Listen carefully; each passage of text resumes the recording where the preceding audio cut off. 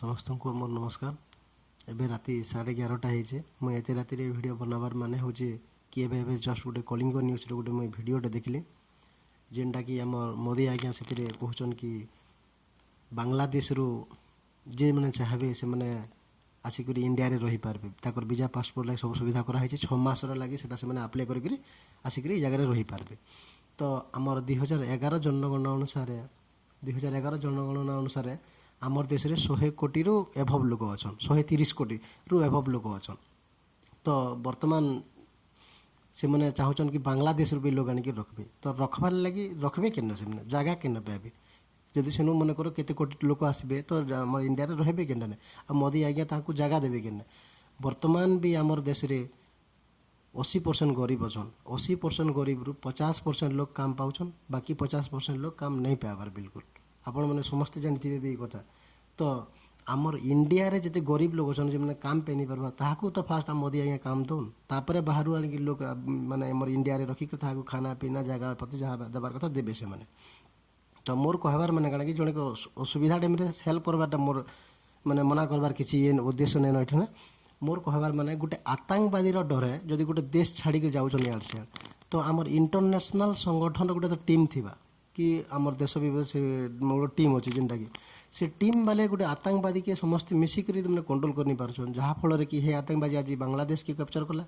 काली पाकिस्तान के भी कैप्चर करि पारे परदिन इंडिया के भी कैप्चर करि पारे। तो से आतंकवादी के केंदा से कंट्रोल करवा ले सेटा नहीं चाहिए करी से लोग के से निजर जगह के आनिक रखबार लगे चाहून। तो मोर इठन कहबार माने काଣା कि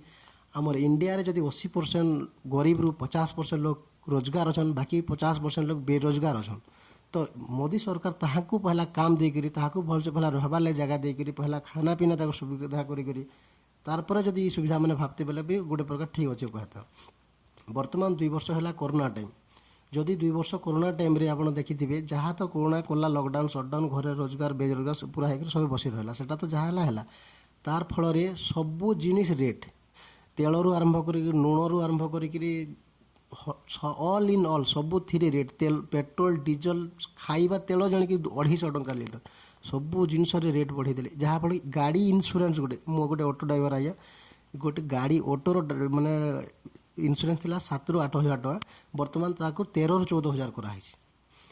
माने सेते सबू जिनस डबल कि इे रोजगार नहीं घर मालिक कहूँ घर भड़ा दिन घर छाड़ गाड़ी इन्शुरांस माने गाड़ी आमर फाइनान्स वाले कहते गाड़ी ड्यू बुझा तो बुझा ना गाड़ी दे दे।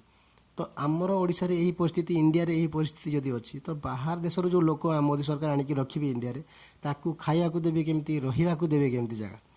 मोर कहिबार माने देखुन $3 मिलियन कि केते गोटे एबे बांग्लादेश रे इन्वेस्ट करथिले बोली आमे न्यूज रे सुनबार ले पाउछु एको दता घर आमे जानते आमे प्राय मध्यम धरण लोक नै जानतिमा किंतु हे 3 मिलियन जेतकी टका माने इन्वेस्ट करथिले बांग्लादेश रे हे पैसा ओडिशा रे बिहार रे यूपी रे एमपी रे ई जगह रे सब ई जगह रे बिना इंडस्ट्री ई जगह रे कंपनी नै न ई जगह मन को भी कंपनी खोले करी मैन्युफैक्चरिंग करी लोगों को काम दे करी रोजगार देकरी समस्त गोटे नौकरी पाला भाई गोटे समस्त गोटे नौकरी देकरी मोदी आज्ञा बाधा अनुजाई कि समस्त को माने काम देवे समस्त को इंडस्ट्री बन समस्त को काम देकरी मैन्युफैक्चरिंग करके हे सामान के भी नहीं बाहर बिकी पारि हेले से मैंने जाकर बांग्लादेश रे कंपनी खोलुले से जगह से लोग काम देते से बिजनेस करते आमर इंडिया जाकर बाहर काम करते किंतु इंडिया रे भिखारी सब कहार पाखे काम ना कहार पाखे किसी ना।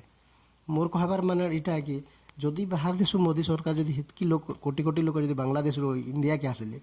तो वर्तमान तो लोग बेरोजगार अछन तो सेनु जिन लोक आसबे ताकर लगे काम काना देबे खाइबार लगे केने देबे आ हेतकी लोक लगे जगह केने रखिछन मोदी सरकार जे आनिके ताकू रखबे। मुई भी मोदी आज्ञा बहुत बड़ गोटे फैन है मुई भी निजे फास्ट इलेक्शन रे तो आज्ञा को भोट देला बेले मैं तमिलनाडु रे सेकेंड इलेक्शन रे मुई मोदी आज्ञा को भोट देइथिले किंतु मुई भी ताको किसी विरोध करके किसी ना कहबार मोर कहबार माने कि एते बड़ गोटे डिसीजन नेबार आगरू जदि कोटी कोटी लोक जदि आसले सेटानो तो ताकर सुविधा काना आर आमे भारतीय लोक आमर सुविधा काना करबे मोदी आज्ञा जिन जहाँ फल कि आमे आगे ठीक रे रही पारमु बोली पहला आमर सुविधा टिके जणन तार पर जिन डिसीजन नेबे बोली कि मुई कहूचे जेनटा कि वीडियो टिके समस्ते आके शेयर करूँ जदि मोर वीडियो यदि आपन को भल लागिथिबा तो आके शेयर करूँ आ जदि भल नहीं लागिथिबा बोले डिसलाइक कर दो। नमस्कार धन्यवाद।